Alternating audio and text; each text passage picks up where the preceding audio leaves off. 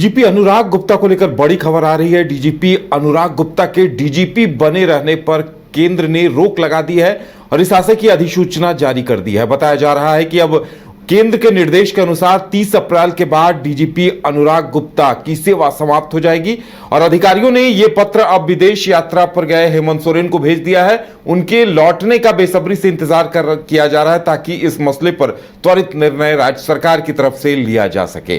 ज्यादा जानकारी के लिए इस वक्त हमारे साथ हमारे सहयोगी मदन है। मदन, ये जो जानकारी सामने आ रही है, देखिए बीजेपी ने इस पर कई बार आपत्ति जताई थी, अब बताया जा रहा है कि केंद्र ने इस पर काफी सख्त एक्शन ले लिया है। बिल्कुल, देखिए यहाँ से जो डीजीपी पद पर बने रहने के लिए स्वीकृति के लिए पत्र भेजा गया था, अब उसको गृह मंत्रालय के द्वारा एक तरह से अस्वीकृत कर दिया गया और इसकी जानकारी जो है मुख्यमंत्री को और जो विभागीय अधिकारी हैं विभाग को भी दे दी गई है कि आखिर जो 1900 बैच के अधिकारी हैं, आईपीएस अधिकारी हैं अनुराग गुप्ता, उनकी सेवा जो है 30 अप्रैल को समाप्त हो रही है, उन्हें मुक्त कर दिया जाने को लेकर के लगातार आप देख रहे थे कि बीजेपी के निशाने पर अनुराग गुप्ता थे। जब चुनाव का वक्त चल रहा था उस वक्त भी जो झारखंड बीजेपी के प्रभारी बने थे चुनाव के, हेमंता बिस्व शर्मा, वो लगातार डीजीपी पर पक्षपात करने का आरोप लगा रहे थे। वो ये कह रहे थे कि एक पार्टी के कार्यकर्ता के तौर पर काम ना करे अनुराग गुप्ता। उसके बाद जैसे ही चुनाव की घोषणा हुई थी तब फिर चुनाव आयोग के द्वारा उनको हटा दिया गया था, चुनाव के कार्य से हटा दिया गया था। जैसे ही चुनाव परिणाम आए फिर सरकार ने उनकी बहाली कर दी। तो अब जब यहाँ पर डीजीपी के नियुक्ति के लिए नियमावली में संशोधन भी किया गया, नियमावली में बदलाव लाया गया, तब उसके बाद जब स्वीकृति के लिए फिर वहां भेजा गया नाम को, तब केंद्र सरकार के द्वारा गृह मंत्रालय के द्वारा जब अस्वीकृत की गई है तो इसकी सूचना जो है विभाग को और एक तरह से कहे तो मुख्यमंत्री को भी भेज दिया गया है। तो अब देखना होगा कि आगे सरकार क्या कुछ निर्णय लेती है। मुख्यमंत्री के वापस लौटने के बाद इसको लेकर के किस तरह से पहल की जाती है, कौन से निर्णय सरकार लेगी। लेकिन ये बात जरूर है, निर्दलीय जेडीयू के विधायक सरयू राय ने भी अब इस मामले को लेकर ट्वीट किया है और वो उन्होंने लिखा है कि अनुराग गुप्ता को पद से हटाने के लिए गृह मंत्रालय ने फैसला ले लिया है।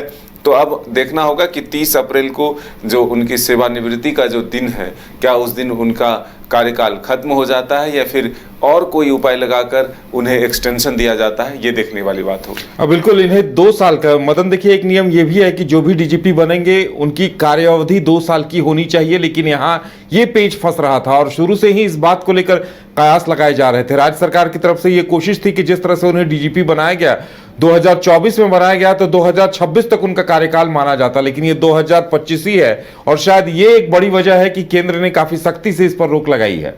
बिल्कुल, देखिए नियमावली के तहत ही रिजेक्शन भी होता है, कोई ऑब्जेक्शन लगाया जाता है।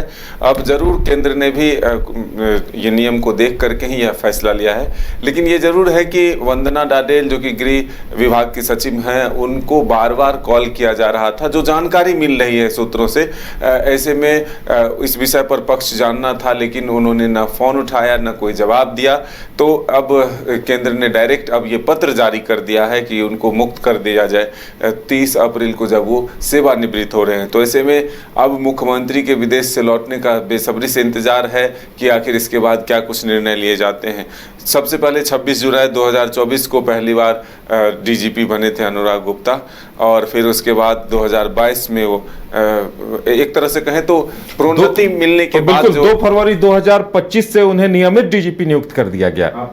बिल्कुल, जब चुनाव खत्म हुए और परिणाम आए उसके बाद उनको नियमित डीजीपी के तौर पर जब उनको दिया गया, तब एक ये नियमावली में संशोधन कर यह उपाय ढूंढा गया था। लेकिन अब देखना होगा कि जो पहले के नियम हैं, 3 नामों को यूपीएससी को भेजा जाता है जिनकी वरीयता होती है, फिर उसके नाम पर जो है यूपीएससी का मुहर लगता है और फिर वो डीजीपी नियुक्त किए जाते थे। सरकार की तरफ से 3 नामों का चयन किया जाता था, लेकिन अब जो रिटायर्ड जज हैं उनकी अध्यक्षता की टीम के द्वारा यहाँ पर संशोधन किया गया, नियमावली में बदलाव लाया गया कि डीजीपी के चयन की प्रक्रिया को पूरा कर लिया जाए और फिर नाम भेजा जाए गृह मंत्रालय को। लेकिन अब ये जरूर है कि इस तरह से सीधे नाम को हटाना और एक्सटेंशन नहीं मिलना, 30 नवंबर को सेवानिवृत्ति के साथ जो है उनको पद से हटाने के लेकर जो अब पत्र जारी किया गया है। तो अब देखना होगा कि मुख्यमंत्री जी के लौटते ही इस पर क्या फैसले लिए जाते हैं। चलिए, तो सीएम हेमंत के आने का बेसब्री से इंतजार किया जा रहा है ताकि त्वरित निर्णय लिया जा सके, लेकिन केंद्र ने जिस प्रकार से रोक लगाई है, अधिसूचना जारी की है, उसके बाद राज्य सरकार इसमें बहुत कुछ कर पाएगी, इसकी संभावना कम नजर आ रही। फिलहाल इतना ही, हमें दीजिए इजाजत और आप देखते रहिए News 22 को।